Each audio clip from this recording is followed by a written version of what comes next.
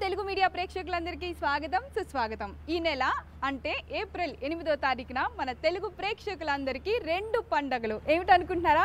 ఒకటి ఉగాది పండుగ, అలాగే రెండోది మన సర్దార్ గబ్బర్ సింగ్ సినిమా రిలీజ్. అయితే ఈ రెండు పండుగల్ని మనతో సెలబ్రేట్ చేసుకోవడానికి రెడీగా ఉన్నారు రాస్కో సాంబా, మన నవ్వుల రారాజు, ఎవర్ గ్రీన్ అలీ గారు. హాయ్ అలీ గారు, వెల్కమ్ టు మా టాప్ తెలుగు మీడియా సబ్స్క్రైబర్స్ అందరికీ మీరు ఒకసారి ఉగాది శుభాకాంక్షలు చెప్పాలి. హలో ఎవ్రీబడి, మీ అందరికీ ఉగాది శుభాకాంక్షలు. Wish you happy Ugadi. Thank you sir. ఇంకేమాత్రం ఆలస్యం చేయకుండా మీ దగ్గర నుంచి మేము బోలెడండి సర్దార్ గబ్బర్ సింగ్ విశేషాలన్నీ కనుక్కోవాలి. అసలు సర్దార్ గబ్బర్ సింగ్ ఏమిటి? మీరు చెప్పాలి. మీరే గబ్బర్ సింగ్ లోనే ఇంకా ఉండిపోయాము. ఇంకా డైరెక్షన్ బాబీ. పవర్ అనే ఒక సినిమా తీసిన డైరెక్టర్కి పవర్ స్టార్ డేట్లు ఇస్తే ఎలా ఉంటుంది? అందుకని ఆ డేట్లు ఇచ్చి ఆ పవర్ అనే డైరెక్టర్కి పవర్ స్టార్ డేట్లు ఇచ్చి సినిమా తీయించి అంటే డైరెక్షన్ అవకాశం అంటే తను అనుకుంటే మళ్ళీ పెద్ద థియేటర్లు పెట్టి చేయొచ్చు, బట్ ఈ కుర్రోడికి ఇస్తే ఎలా ఉంటుంది అనుకొని ఆయన బ్యానర్లో నార్త్ స్టార్ ఆయనే బ్యానరు. సో మధ్యలో ఏమైపోయిందంటే షూటింగ్ చేస్తున్నప్పుడు దీన్ని డైరెక్ట్గా హిందీలో చేస్తే ఎలా ఉంటుంది? ఇంతకుముందు డబ్బింగ్ కదా మన సినిమా రిలీజ్ అయిన తర్వాత ఇప్పుడు ఒక 6 నెలలకు 7 నెలలకు ఉంటుంది. అలా కాకుండా తెలుగు అండ్ హిందీ ఒకేసారి రిలీజ్ చేసేలాగా ప్లాన్ చేశారు. సో మొత్తానికి తెలుగు అయితే 8వ తారీఖు, 8 అందరు ఎదురు చూస్తున్నారు ఉగాది రోజు. సో ఫ్యాన్స్ ఎలా ఎదురు చూస్తున్నారు, మేము కూడా అలాగే ఎదురు చూస్తున్నాం. ఈసారి తెలుగు వాళ్ళందరికీ రెండు పండుగలు, అదే ఒకటి సర్దార్ గబ్బర్ సింగ్ రిలీజ్, ఒకటి ఉగాది పండుగ. సో మేము అందరం కూడా వెయిటింగ్. అయితే అసలు అలీ గారు, మీరు సర్దార్ గబ్బర్ సింగ్కి ఎన్ని రోజులు పనిచేశారు? చాలా రోజులు పనిచేశారని చాలా మంది అంటున్నారు. దాదాపుగా ఒక నెల 32 రోజులు 32 రోజులు 32 రోజులు 33 రోజులు చేసి ఉంటాం. అంటే ప్రతిరోజు మాకు షూటింగ్ చేసుకోవటం, బ్రేక్ అంటే అక్కడే భోజనం చేయటం, మళ్ళీ బ్రేక్ తర్వాత ఇమ్మీడియట్గా పావు గంటలో మళ్ళీ టీ వచ్చేది, ఆ టీ తాగటం, మళ్ళీ పని చేయటం. అంటే మా లక్ ఏంటంటే వింటర్లో స్టార్ట్ చేసాం, కరెక్ట్గా సంబర్ టచ్ అవుతుంది అనే టైంకి సినిమా అయిపోయింది. సో ఇటు డబ్బింగు, ఓ పక్కన రీ రికార్డింగు, ఓ పక్కన మిక్సింగు, ఓ పక్కన ఎడిటింగు, ఓ పక్కన డిటిఎస్, ఓ పక్కన సీజీ వర్క్లు. ఏ ఆర్టిస్ట్కి షూటింగ్ అయిపోయిందంటే ఆర్టిస్ట్ వెళ్ళి డబ్బింగ్ చెప్పటం, రావటం సరదాగా. కానీ ఇన్ని రోజులు అప్పుడే ఎలా అయిపోయింది అనిపించింది. చాలామంది ఆర్టిస్టులు చేసేటప్పుడు అనుకున్నారు సరదాగా చూస్తూ 4 రోజులు అయిపోయింది, 4 రోజులు గడిచిపోయింది, ఏంటిది అసలు ఆశ్చర్యంగా ఉంది. అంటే సర్దార్ గబ్బర్ సింగ్ ఏమైనా ముందుగా రిలీజ్ చేయాలి, ఈ డేట్ కాకుండా ఎప్పుడో చేద్దాం, లేదు ఇప్పుడు చేయాలి అనుకొని ఫాస్ట్గా చేస్తారా మీరు అందరూ, లేదంటే మామూలుగా షెడ్యూలే అలా చేయాలి? కాదు, అది ఏం జరిగిందంటే సర్దార్ గబ్బర్ సింగ్ షూటింగ్ ఇది వచ్చింది అలా అనేవాడు. మళ్ళీ కథ అంటే వాళ్ళకి ఏంటంటే తొందరగా స్టార్ట్ చేసి తొందరగా సినిమా తీసేద్దాం, అది కాదు. తీసిన సినిమా క్వాలిటీ, ఆర్టిస్టులు ఏం చేయబోతున్నాం, ఏం తీయబోతున్నాం, ఏం తీస్తే ఆడియన్స్కి నచ్చుతుంది, ఏది బాగుంటుంది అనుకొని 1కి 2 సార్లు ఈ నెల అనుకున్నాం కదా, వద్దులే అంతా రెడీ అయిపోయిందో చేద్దాం అని. ఎందుకంటే ఆయనే డ్రెస్సింగ్ ఆర్టిస్టులతో సహా సెట్ ఎలా ఉండాలి అంటే గుజరాత్ వెళ్ళి ఇంతమందితో షూటింగ్ చేయాలంటే నెల 15 రోజులు, అది చాలా కష్టం. ఉండలేము అంటే వాళ్ళ ఫుడ్కి మనం అలవాటు పడలేము. ఒకవేళ పడ్డ కూడా ఎలా ఉంటుందో వాతావరణం తెలియదు. సో అదే గుజరాత్ని హైదరాబాద్లో సెట్ చేస్తే ఎలా ఉంటుంది అనుకొని దాదాపు ఒక 25 ఎకరాలు లీజుకి తీసుకొని అక్కడ సెట్ చేసాం. వచ్చిన వాళ్ళు ప్రతి వాళ్ళు అసలు బాబు ఏంటిది, ఒక ఊర్లో ఉంది ఏంటిది అనేవాళ్ళు. సెట్ కానీ అట్లాంటి సినిమాలో అట్లాంటి సెట్లో పనిచేయటం ఒక నటుడికి ఒక చిన్న కొత్తగా ఉంటుంది, సాటిస్ఫాక్షన్ ఉంటుంది, జాబ్ సాటిస్ఫాక్షన్ ఉంటుంది చూసారా, అది వస్తుంది. అవును అలీ గారు, పవన్ కళ్యాణ్ గారు ప్రతి సినిమా ఇలాగే చాలా బాగా చేస్తారు. కానీ ఈ సర్దార్ గబ్బర్ సింగ్ గురించి మీరు అన్నట్టు ఆయన స్పెషల్ ఇంట్రెస్ట్, ప్రతి విషయంలోనూ చిన్న విషయంలో కూడా ఆయనే కేరింగ్ తీసుకుంటూ ఆయనే చూస్తూ చేశారు. దీని వెనక్కి ఏదన్నా స్పెషల్ స్టోరీ ఉందా? అంటే లేదమ్మా, ప్రతి సినిమాకి ఆయనది డెఫినెట్గా సపోర్ట్ ఉంటుంది.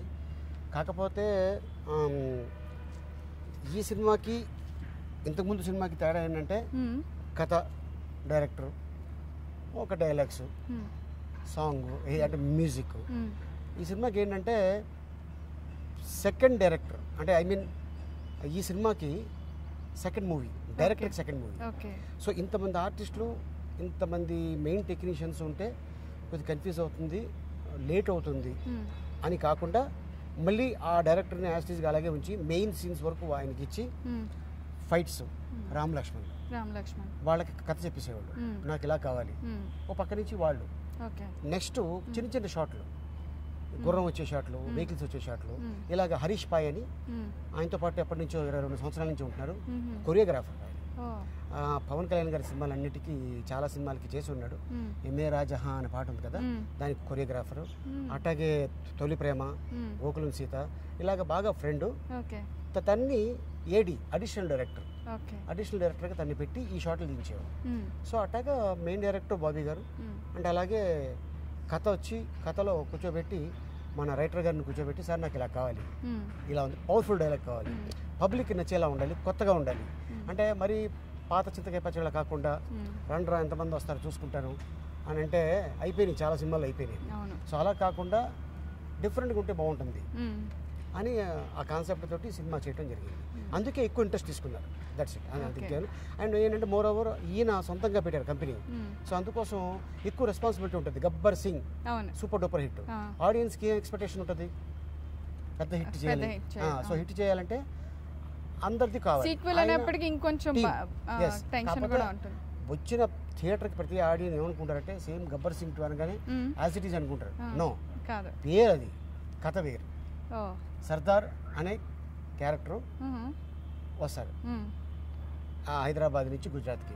వచ్చిన తర్వాత ఏంటి కథ, ఏంటి అక్కడ, ఏంటి అక్కడ లోపాలు, ఏంటి అక్కడ మంచి చెడు ఏంటి, సో ఏం చేస్తే బాగుంటుంది, అరే ఈ ఊరు నమ్ముకొని ఇంతమంది ఉన్నారు, ఇన్ని ఫ్యామిలీస్ ఉన్నారు, వాళ్ళకి ఏదైనా చేస్తే బాగుంటుంది.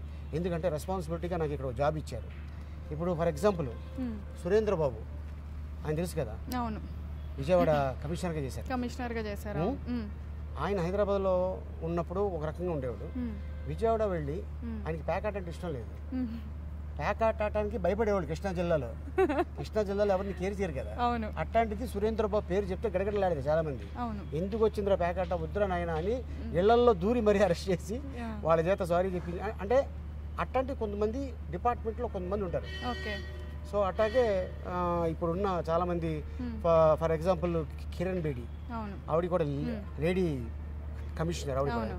సో ఒక్కొక్కరికి ఒక శాఖలో ఒక్కొక్క అద్భుతమైన నేమ్ ఉంటుంది, డైరెక్టర్స్లో, ప్రొడ్యూసర్స్లో, హీరోస్లో. సో అలాగా డిపార్ట్మెంట్లో ఈయనకి గబ్బర్ సింగ్ అని మనం వచ్చాం, ఏం చేస్తే బాగుంటుంది ఊరికి అని మంచి చేసి, సో అక్కడి నుంచి మళ్ళీ వెళ్ళిపోయేటట్టు. ఓకే, మీరు రాస్కో సాంబాగా సర్దార్ గబ్బర్ సింగ్ చెప్పిన విషయాలన్నీ రాసుకున్నారు. అసలు మీరు పవన్ కళ్యాణ్ గారి గురించి ఏం విషయాలు డైరీలో రాసుకున్నారు అది చెప్పండి. పవన్ కళ్యాణ్ గారి గురించి డైరీలో అంటే ఇంతకుముందు మీరు నిజంగా ఆయనకి చాలా మంచి బెస్ట్ ఫ్రెండ్ అంటారు. ఆలీ గారు నాకు చాలా ఇష్టం అని చెప్తారు, ఆయన చాలా ఈవెంట్స్లో చెప్పారు. అసలు ఇంత మంచి బాండింగ్, ఇంత ఫ్రెండ్షిప్ రావడానికి ఏ సినిమా కారణం, ఏ ఇన్సిడెంట్ కారణం? ఏ సినిమా కారణం కాదు, మంచితనం కారణం. ఆయన మంచోడు, నేను మంచోడిని. మీరు చాలా చాలా మంచివాళ్ళు. సో అందుకోసం నాలో మంచితనాన్ని గుర్తించారు. అంటే నా గురించి నేను చెప్పుకోలేదు, నా గురించి వేరే వాళ్ళు చెప్తే ఆయన విన్నారు. సో నా మీద ఇంకా గౌరవం పెరిగింది. అండ్ సీనియర్ మోస్ట్, ఆయనకంటే ముందు ఇండస్ట్రీలోకి వచ్చాం, చిన్నప్పటి నుంచి యాక్ట్ చేస్తున్నారు అలీ గారు. అంటే ఏదైనా పని చెప్తే ఆయన పని ఆయన చేసుకొని వెళ్ళిపోతాడు, వేరే వాళ్ళ గురించి మాట్లాడరు. వేరే వాళ్ళ గురించి మాట్లాడినా కూడా దాన్ని ఎంకరేజ్ చేయరు. సో ఆయన మైండ్ సెట్ అది. చెప్పాను లాస్ట్ టైం కూడా చెప్పా, ఒక మనిషి గురించి ఆయన ఆ మనిషి లేనప్పుడు ఆయన దగ్గర మాట చెప్తే, మనిషి లేడు కదా ఎందుకు మాట్లాడుతున్నారు మీరు, ఉన్నప్పుడు మాట్లాడినా అది ధైర్యం, అది గట్స్. అంతేగాని లేనప్పుడు 100 చెప్తే నేను నమ్మేస్తానా, ఇంకెప్పుడు మాట్లాడకండి నా ముందు అంటారు. అది చాలా మంచిది. చెప్పుడు మాటలు వినటం వల్ల చాలా కాపురాలు కూలిపోయినాయి, చాలా మంది ఫ్రెండ్షిప్లు కట్ అయిపోయినాయి, చాలా మంది అవకాశం ఇవ్వకుండా అయిపోయింది. ఆలీ మిమ్మల్ని ఎలా అన్నాడండి అని వేరే వెళ్ళి చెప్తాడు అనుకోండి ఒక డైరెక్టర్కి, ఆలీ నా గురించి ఇలా చెప్పాడా, అయితే నా సినిమాలో వేషం లేదు అంటే నాకేమవుతుంది, నాకు ఫుడ్ పోతుంది కదా. సో అందుకోసం ధైర్యం ఉంటే ముందు చెప్పు, అది వాడికి నచ్చితే తీసుకుంటాడు, బాధపడితే నేను వదిలేస్తాను, అది ఆయనకి ఇష్టం. నేను నా పని నేను, ఎందుకంటే ఆయన చెప్తుంటా, నేను ప్రతిసారి చెప్తుంటే నా వృత్తి ఇదే, నాకు ఇది తప్ప వేరే చేత కాదు. సో అట్టాగని చెప్పి నేను మాట్లాడాల్సిన అవసరం నాకు లేదు. ఎందుకంటే ఇప్పుడు ఉన్న కమెడియన్స్లో అందరికంటే సీనియర్ 35 years అయిపోయింది. సీతాకోచిలక ఫర్ ఎగ్జాంపుల్ 1980లో రిలీజ్ అయితే ఇది 2016 అంటే 36 సంవత్సరాలు అయిపోయింది. సీతాకోచిల కంటే ముందే వచ్చారు అంటే 37 సంవత్సరాలు అయిపోతుంది.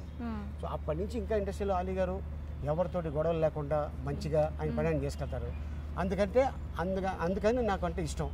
అండ్ అలాగే ఏదైనా సీన్ చెప్తే దాన్ని ఇంప్రూవ్మెంట్ చేయడం అంటే స్పాట్లో ఏదైనా ఒక డైలాగ్ చెప్పడం, ఇలా చెప్తే మీరు ఇలా చెప్పండి ఇలా చెప్తాను, అది ఆయన ఇష్టపడతారు.